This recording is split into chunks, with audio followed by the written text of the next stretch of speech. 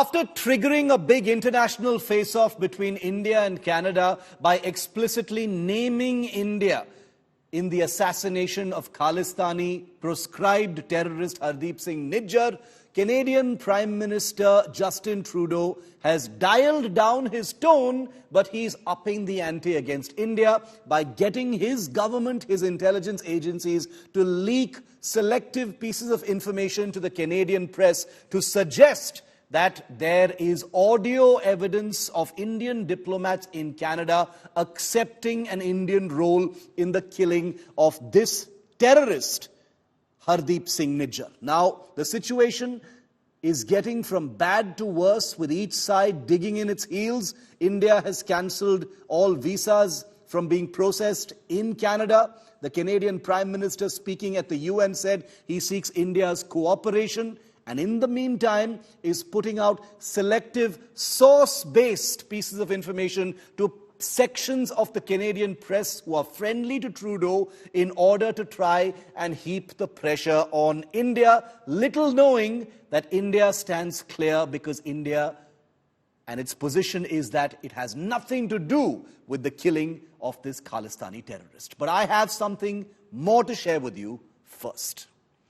For something that India didn't even start, we've spent a week witnessing the most spectacular display of hypocrisy and condescension from the Western media, commentariat, and the columnist and think tank brigade.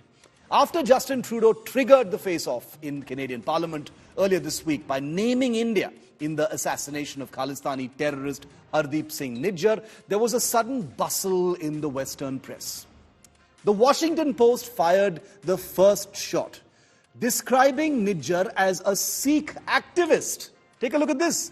I can only imagine how Sikh activists feel about a once credible newspaper describing a man against whom the Interpol issued a red corner notice in 2020, designating him an individual terrorist under India's Unlawful Activities Prevention Act as a Sikh activist. Well, where there is Washington Post, there must be New York Times not far behind, can there?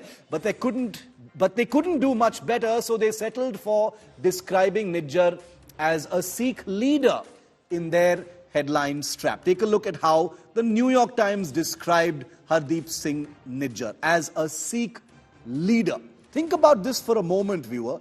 Think of how Sikhs around the world feel about a man who was mastermind in the 2007 Ludhiana blast case, the murder of Rashtriya Singh Sangat leader Rulda Singh in 2009, the Satyanarayan temple explosion in Patiala in 2010, the assassination of a godman Pyara Singh Bhaniara, among other things, as a Sikh leader. That's the word for Nijjar, accused of all those things by the New York Times. But if the Washington Post and NYT thought they were winning the race to soften a terrorist's image, they were swatted aside by that famous past master in such matters, the Financial Times, who touchingly described Nijjar with these beautiful, elegant words, viewers. So beautiful.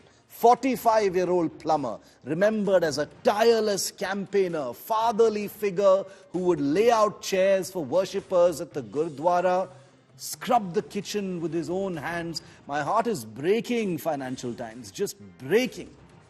But who are Washington Post and Financial Times, New York Times, in front of the true guru of a kind of racism so entrenched you can barely see it? That's the beauty of it. Take this example, for instance, of The Economist casually and with zero sense of irony describing the Indian subcontinent as a messy region, presumably in comparison to the neat and orderly West in this instance.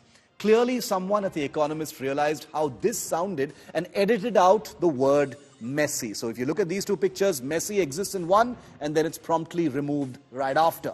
But none of these newspapers could hold a candle to the levels of condescending gyan India has been receiving over the last 72 hours from the think tank / international relations / geopolitics columnist brigade, each one trying to outdo the other in hilariously lopsided commentary on a situation that wasn't even triggered by India.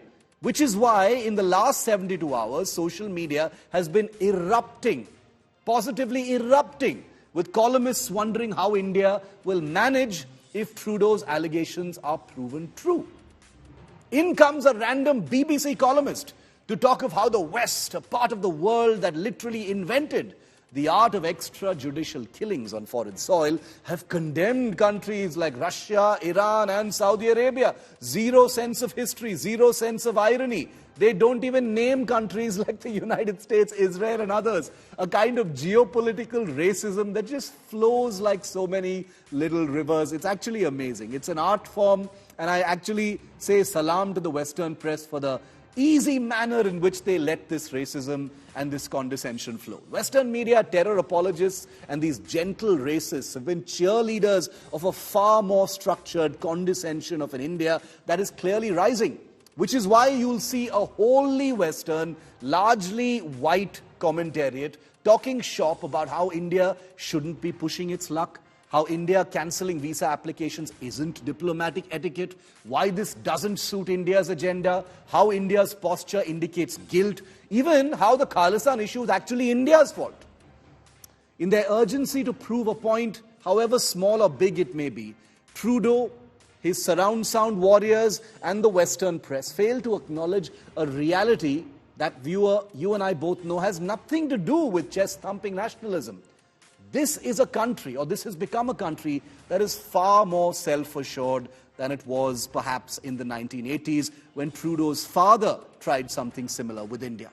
India is far more sure-footed in international relations now than it has perhaps ever been before. Trudeau may learn it the hard way, but so will anyone too lazy to take the time and make their peace with a new India.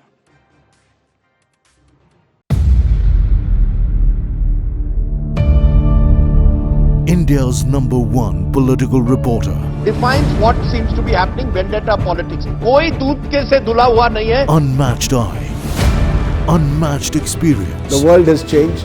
My black hair has become grey as well. And with unmatched passion for the story. Do not monopolize the conversation. When it's 100% news that matters. It's News Today with Rajdeep Sardesai. Monday to Friday, 9 p.m. Only on India Today TV.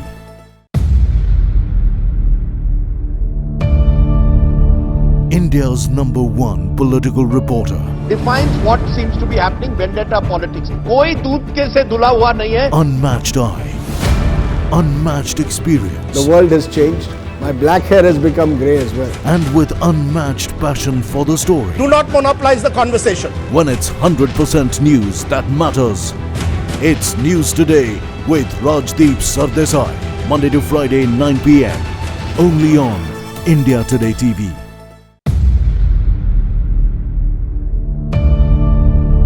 India's #1 political reporter.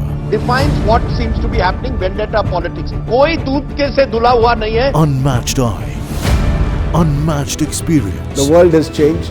My black hair has become grey as well. And with unmatched passion for the story. Do not monopolize the conversation. When it's 100% news that matters. It's News Today with Rajdeep Sardesai. Monday to Friday, 9 p.m. Only on India Today TV.